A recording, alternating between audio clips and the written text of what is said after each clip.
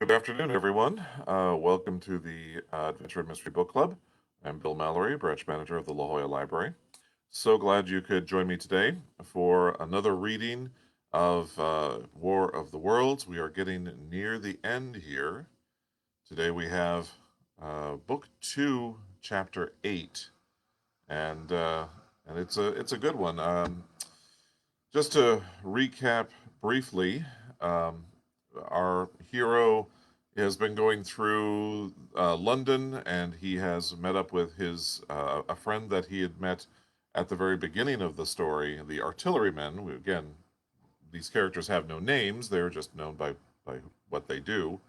In this case, the artilleryman, who at the time in the beginning of the book was kind of a naive gentleman who they were kind of forced together by circumstances and by imminent disaster, and they became friends and then parted company and went off. And then, of course, things got really bad. So it was very surprised. Both of them were very surprised to see that each other. And he comes up standing on this hill and he's saying, "Who are you? What are you doing here? You can't, you can't be here. There's only enough food for me."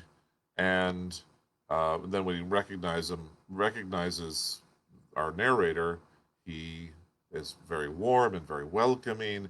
He shows him the larder. Apparently, he's been collecting up the food in the area and placed it in one of the houses, the basement there, and they had a nice meal, and they had some wine and some champagne, and he starts talking about all this stuff. He starts talking about how he you know what, they're going to start. The Martians are so powerful that there's no way we can beat them. That some of us are going to have to go underground. We can live in the sewers. It'll be perfectly fine. He starts coming up with all these guerrilla tactics. He starts talking about how they're going to start breeding humans for food, since they find sustenance in the blood of humans, and um, and then he starts talking about uh, eventually using the weapons of the Martians against them and taking over one of their fighting machines with their heat ray, and blasting the Martians and killing them all. And then he says, let's do that. Let's start digging a tunnel to the sewers. And our narrator is like all caught up in this, right? He's all very interested. It's all very like, yeah, this is all that could very well happen. Let's get going. Let's start doing this. And then, of course, once they are well fed and have split a bottle of champagne, and they are they're digging a tunnel into the sewers, and then he starts to realize, when he thinks about it a little bit deeper, he starts to realize we're on top of a hill. It's a terrible idea to dig down a hill into the sewers when you can actually just go a few blocks over to a sewer entrance and just go in there. So really, what are we doing here? And then after like an hour of this, the artilleryman starts to, get tired, and he starts to say, well, let's just take off for the rest of the day. Let's just take a break. And they play cards and they do all this stuff. And then he starts to realize that this whole thing that he had been talking about, everything that he had been discussing up to this point, which was, about conquering the Martians and using their own machines against them, was really all just this kind of heroic fantasy that he had, where he thought of himself as the savior of the people, and he was going to be the one to, rescue everybody, and there really wasn't anything kind of more than that. So, otherwise, our hero is pretty much just seeing empty London. The city is mostly deserted. Seeing a few animals here and there. Of course, the Martians have their heat ray, which has been destroying things, although no Martians are in sight right now. They have been dropping this black smoke, which it would kill people. Any life would be wiped out immediately, and so there's, in some areas there is the residue of that, and but otherwise he's still still just walking, which is interesting now because as we get to the conclusion, we're not quite there yet, but we are getting closer. He's starting to sort of realize that things have changed a bit. So, keeping that in mind, if you are ready, then let us begin our book 2 of War of the Worlds, chapter 8, which is entitled Dead London. After I had parted from the artilleryman, I went down the hill by High Street across the bridge to Fulham. The red weed was tumultuous at that time and nearly choked the bridge roadway, but its fronds were already whitened in patches by the spreading disease that presently removed it so quickly. At the corner of the lane that runs to Putney Bridge Station, I found a man lying. He was as black as a sweep, with the black dust alive, but helplessly and speechlessly drunk. I could get nothing from him but curses and furious lunges at my head. I think I should have stayed by him but for the brutal expression of his face. There was black dust along the roadway from the bridge onward, and it grew thicker in Fulham. The streets were horribly quiet. I got food, sour, hard, and moldy, but quite edible, in a baker's shop here. Some way toward Walham Green, the streets became clear of powder, and I passed a white terrace of houses on fire. The noise of the burning was an absolute relief. Going on towards Brompton, the streets were quiet again. Here I came once more upon the black powder in the streets and upon dead bodies. I saw altogether about a dozen in the length of the Fulham Road. They had been dead many days, so that I hurried quickly past them. The black powder covered them over and softened their outlines. One or two had been disturbed by dogs. There were where there was no black powder, it was curiously like a Sunday in the city. With the closed shops, the houses locked up and the blinds drawn, the desertion and the stillness. In some places plunderers had been at work, but rarely at other than provision and wine shops. A jeweler's window had been broken open in one place, but apparently the thief had been disturbed, and a number of gold chains and a watch lay scattered on the pavement. I did not trouble to touch them. Farther on was a tattered woman in a heap on a doorstep. The hand that hung over her knee was gashed and bled down her rusty brown dress, and a smashed magnum of champagne formed a pool across the pavement. She seemed asleep, but she was dead. The farther I penetrated into London, the profounder grew the stillness. But it was not so much the stillness of death. It was the stillness of suspense, of expectation.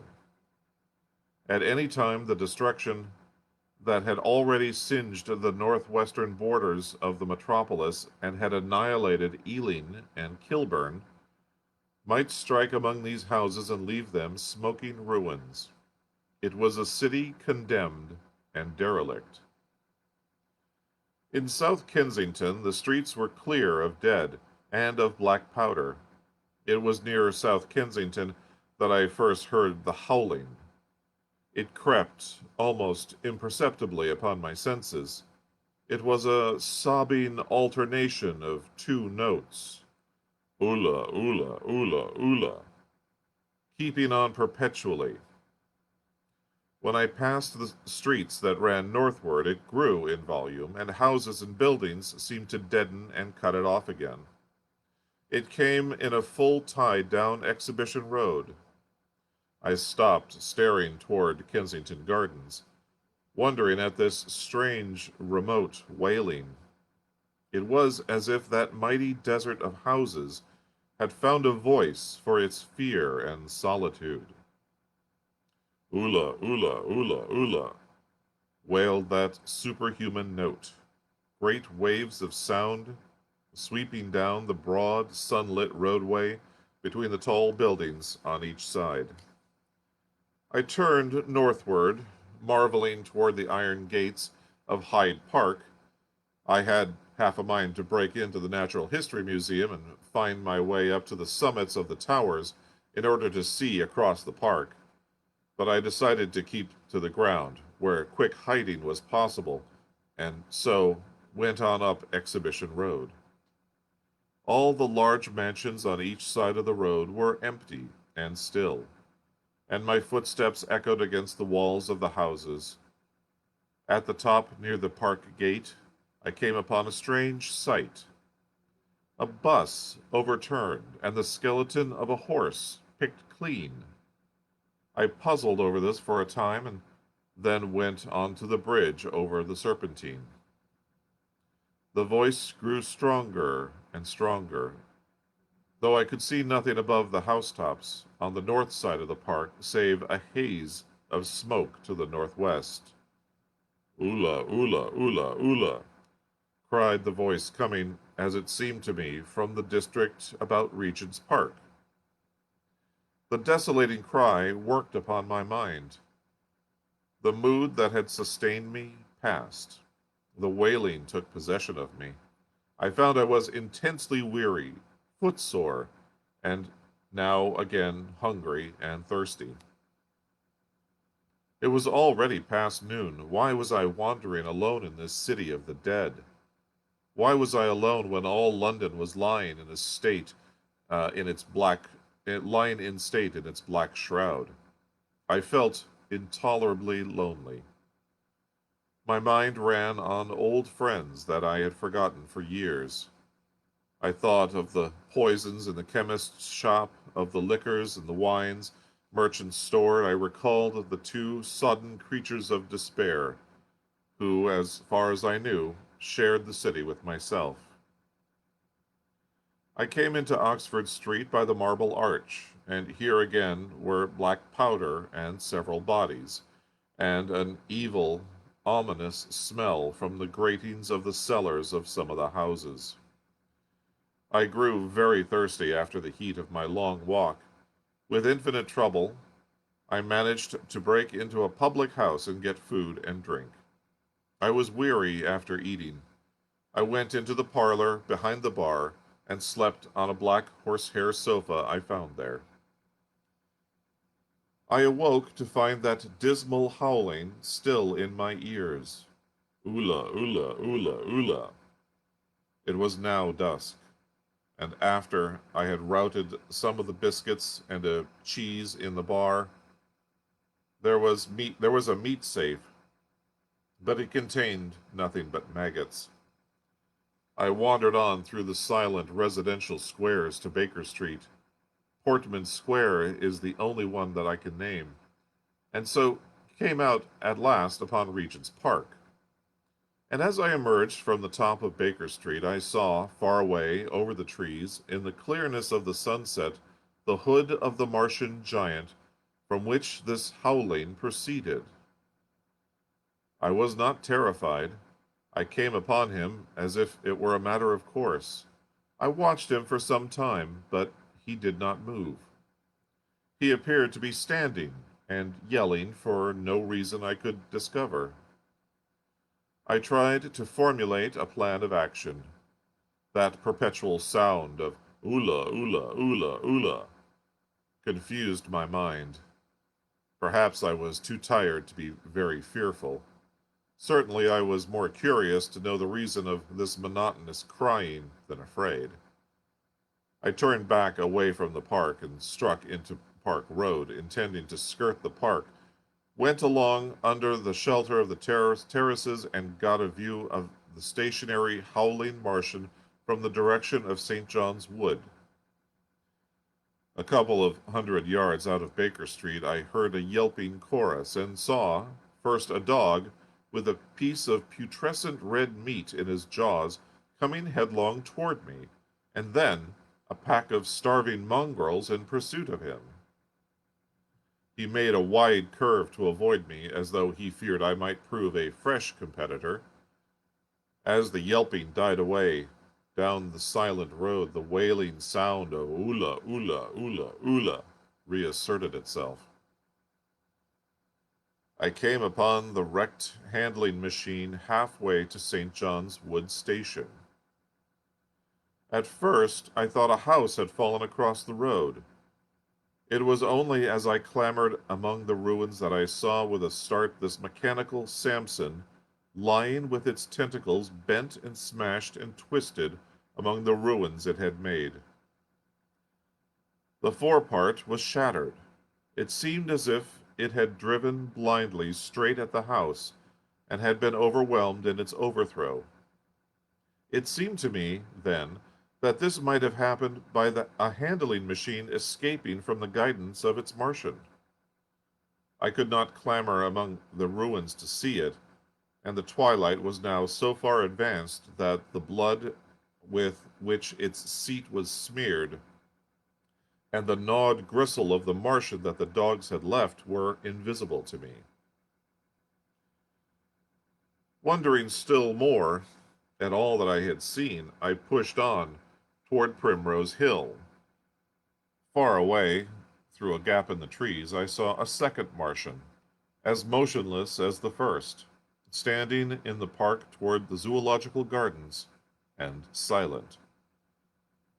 A little beyond the ruins, about the smashed handling machine, I came upon the red weed again, and found the Regent's Canal a spongy mass of dark red vegetation. As I crossed the bridge, the sound of "Ula, ula, ula, ula" ceased. It was, as it were, cut off. The silence came like a thunderclap. The dusky houses about me stood faint and tall and dim. The trees toward the park were growing black. All about me the red weed clambered among the ruins, writhing to get above me in the dimness. Night, the mother of fear and mystery, was coming upon me. But while that voice sounded, the solitude, the desolation, had been endurable. By virtue of it, London had seemed still alive, and the sense of life about me had upheld me. Then suddenly a change, the passing of something, I knew not what, and then a stillness that could be felt.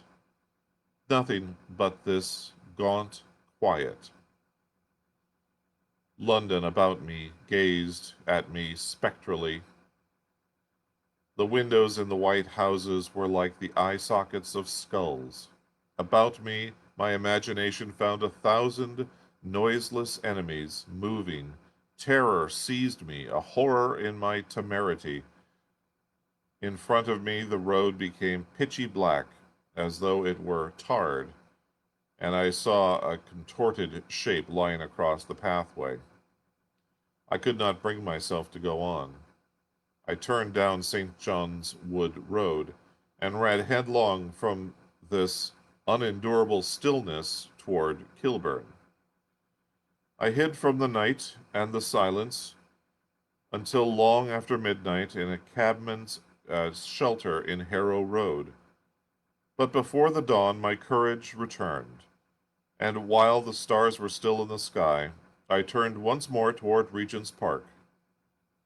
I missed my way among the streets, and presently saw down a long avenue in the half-light of the early dawn the curve of Primrose Hill. On the summit, towering up to the fading stars, was a third Martian, erect and motionless, like the others.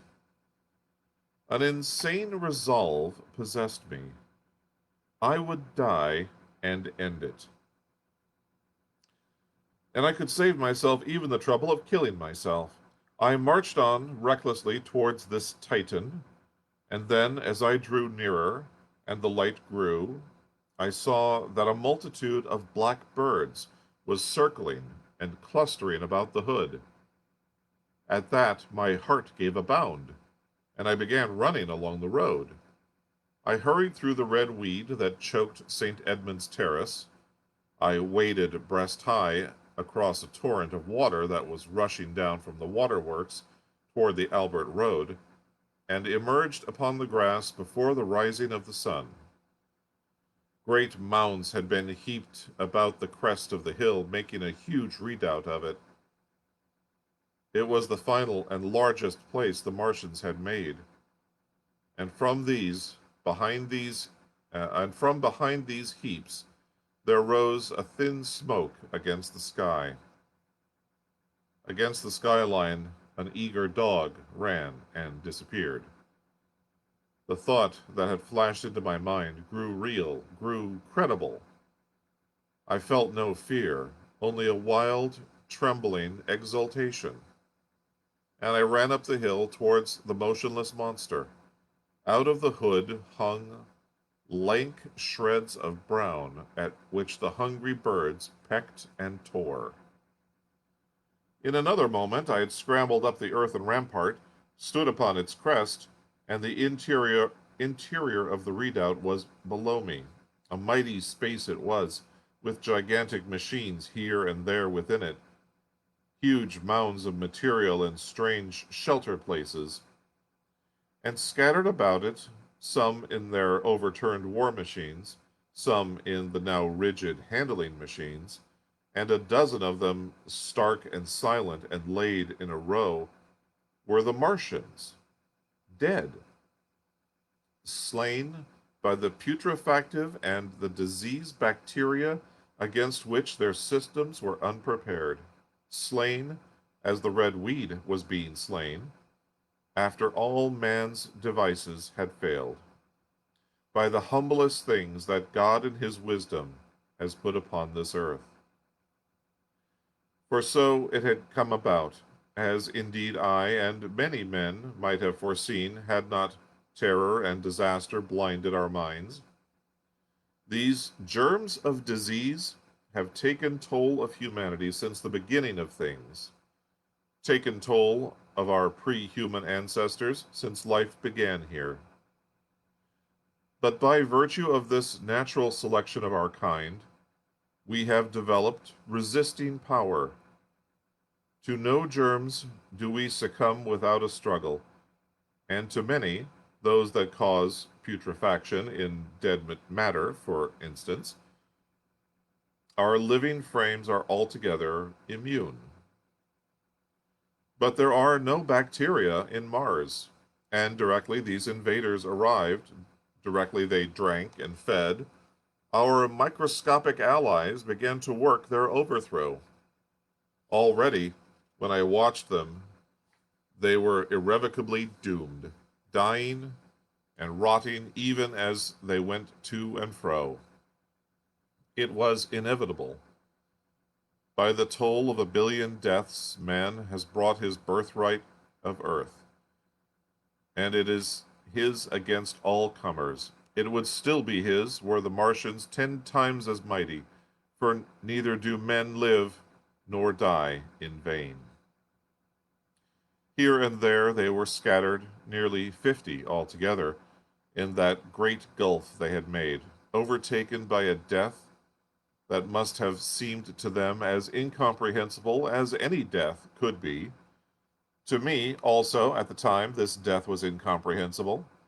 All I knew was that these things that had been alive and terrible to men were dead.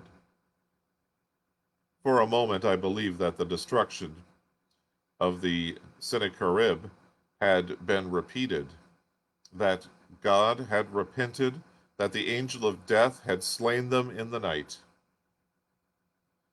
I stood staring into the pit, and my heart lightened gloriously, even as the rising sun struck the world to fire about me with his rays. The pit was still in darkness.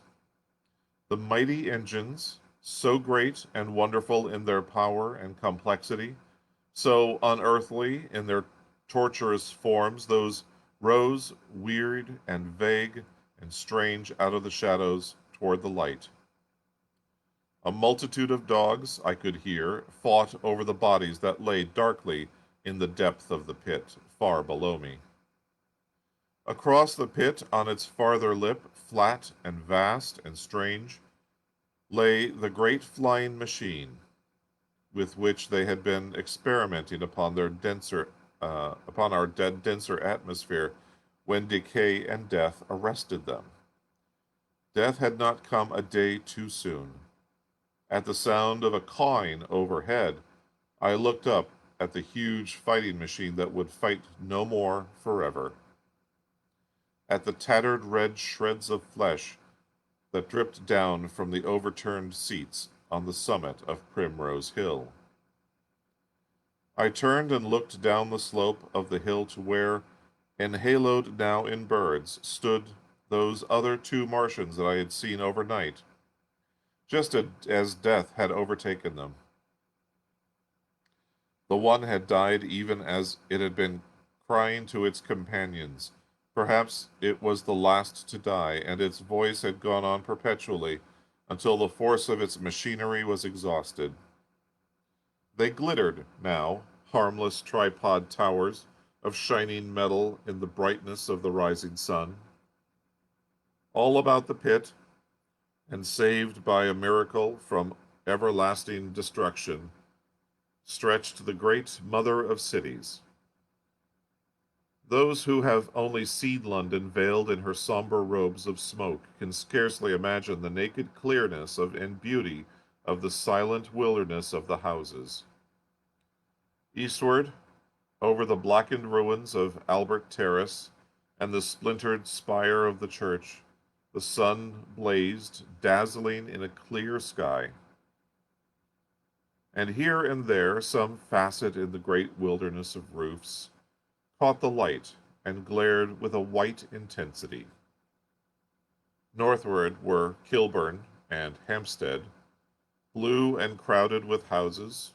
Westward the great city was dimmed, and southward beyond the Martians the green waves of Regent's Park, and the Langham Hotel, the dome of the Albert Hall, the Imperial Institute, and the giant mansions of the Brompton Road came out clear in the sunrise, the jagged ruins of Westminster rising hazily beyond. Far away and blue were the Surrey Hills, and the towers of the Crystal Palace, glittering like two silver rods. The dome of St. Paul's was dark against the sunrise and injured. I saw for the first time by a huge gaping cavity on the western side. I looked then at this wide expanse of houses and factories and churches, silent and abandoned, as I thought of the multitudinous hopes and efforts, the innumerable hosts of lives that had gone to build this human reef, and of the swift and ruthless destruction that had hung over it all. Then I realized that the shadow had been rolled back, that men might still live in the streets, that this dear, vast, dead city of mine was once more alive and powerful. I felt a wave of emotion that was near akin to tears. The torment was over. Even that day, the healing would begin. The survivors of the people, uh, the survivors of the people scattered over the country, leaderless, lawless, foodless, like sheep without a shepherd. The thousands who had fled by sea would begin to return. The pulse of life, growing stronger and stronger, would beat again in the empty streets and pour across the vacant squares. Whatever destruction was done, the hand of the destroyer was stayed. All the gaunt wrecks, the blackened skeletons of houses that stared so dismally at the sunlit grass of the hill, would presently be echoing with the hammers of the restorers and the ringing with the tapping of their trowels. At the thought, I extended my hands toward the sky and began thanking God. In a year, thought I, in a year. With overwhelming force came the thought of myself and of my wife, and the old life of hope and tender hopefulness that had ceased forever. And that, my friends, is the end of Chapter 8, Book 2, Chapter 8. We will end it there. It sounds like things are over, but they're not quite over yet. We still have 2 more chapters before the end of the book, and they're relatively short chapters, so we'll read both of them on Friday. And I certainly hope you can join me on this Friday at 4 p.m., and we'll read chapters 9 and 10, and that will be the conclusion of War of the Worlds. And as I had mentioned before, when we initially put some titles up for vote for among the members of the group here, both War of the Worlds and um, our other choice, one of our other choices, 20,000 Leagues Under the Sea, had both gotten equal numbers of votes. So we've just finished War of the Worlds, and now we'll go to the next one, the other equal vote getter. And on Monday, we'll begin with 20,000 Leagues Under the Sea. If you go to our website, the City Library website, san-diego-library.org, and you go to the book clubs page where it lists all of the different book clubs that are available, on Saturday, there will be updated information referring to War of the Worlds and Jules Verne, and we'll have a link to the Project Gutenberg free online resource so you can read along with us, and I hope you do. I hope you're reading in your own copies, or if you need to get a copy, you can always go to Project Gutenberg and you can get a free e-copy, or just read it from the website. I mean, who knows? Um, and then we'll start anew. We'll start a brand new story, a brand new tale, and it's bound to be something fun. And I hope you can join me for that, starting next Monday. But first, we'll read chapters 9 and 10 on Friday at 4 p.m. Thank you very much for being here and seeing this through with me, and hopefully enjoying the reading, and we'll conclude this next time we meet.